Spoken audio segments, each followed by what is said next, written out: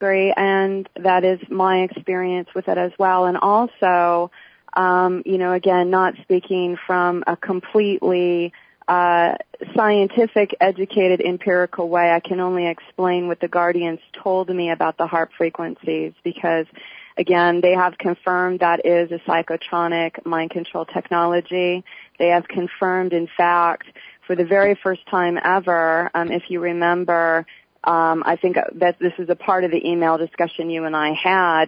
Before I understood that I was going up there to reroute and work with that circuitry and be sort of a handshake hub for that down here, they said that a part of what was going to be propagated into the masses as a part of fear and control was, again, all of us as a part of the human race have seed fears, and one of our seed fears is cataclysm.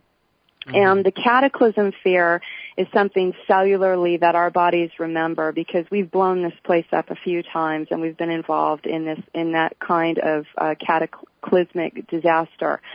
So the controllers know this, and they will use this as a means of controlling us, because we get irrational in that fear without understanding what the source of that fear is really coming from deep in our bodies, because we remember the feeling of this.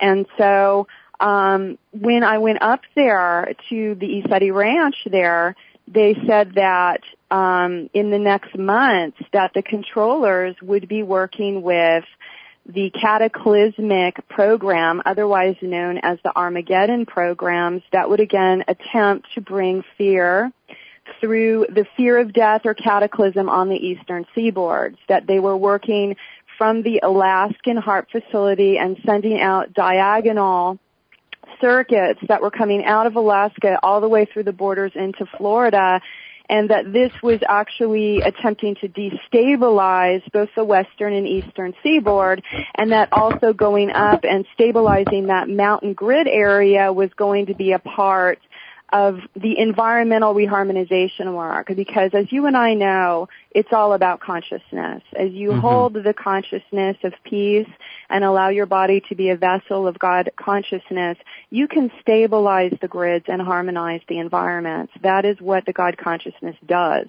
So in being able to hold that, it's really important that we understand that we don't have to have a fear-based idea about what we think is going to happen or strategizing for that, which is, again, what the controllers want to kind of happen, to get us caught up in that fear. So in coming up there and stabilizing those systems, that was a part of the environmental harmonization of the grid works on both the western and the eastern seaboard. Now, at that point, when they talked about the HAARP frequencies coming out of Alaska, they didn't give me this additional bit of information that they completed with me on December 9th. So again, the synchronicity is amazing. I have never had the guardians describe the HAARP frequencies to me until I went to Esetti Ranch, when they described the HAARP frequencies coming out of Alaska and hitting in the intersect point around the Mount Adams, and why Mount Adams was such a major power point and grid point for extraterrestrial activity right there. That this was a major intersection that went all the way diagonally across to the eastern seaboard. So that is a really important spot on our planet, actually, the land that you have over there.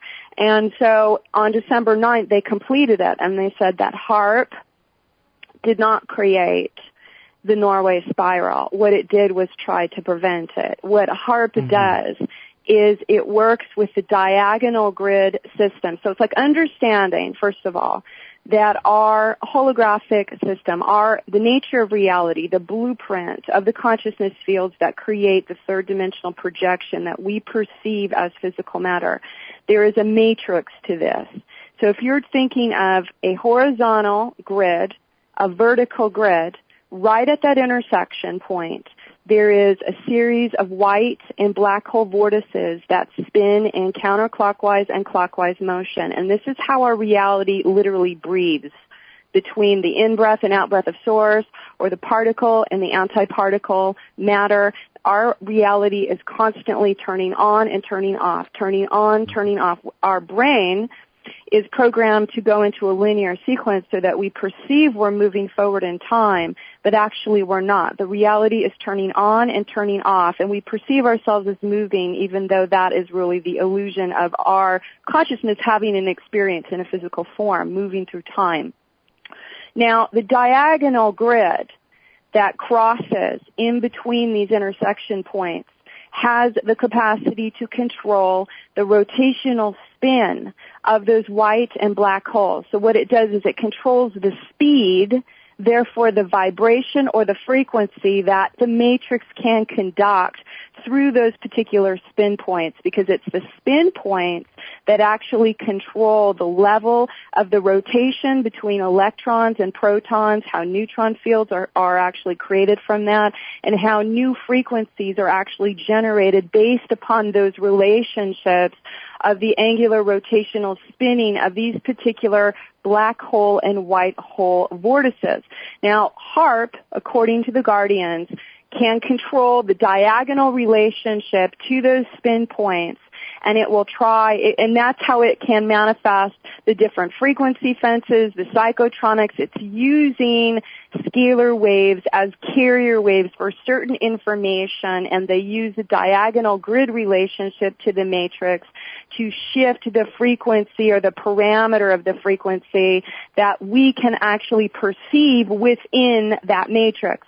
Now, I hope that makes sense, but according to them on December 9th, the HAARP facility is in Norway over there, and there was actually an interaction with the HAARP facility, but they said that the HAARP facility is not responsible for the creation of that phenomena, but it did interact with that phenomena. That's how they explained it. I hope that makes sense.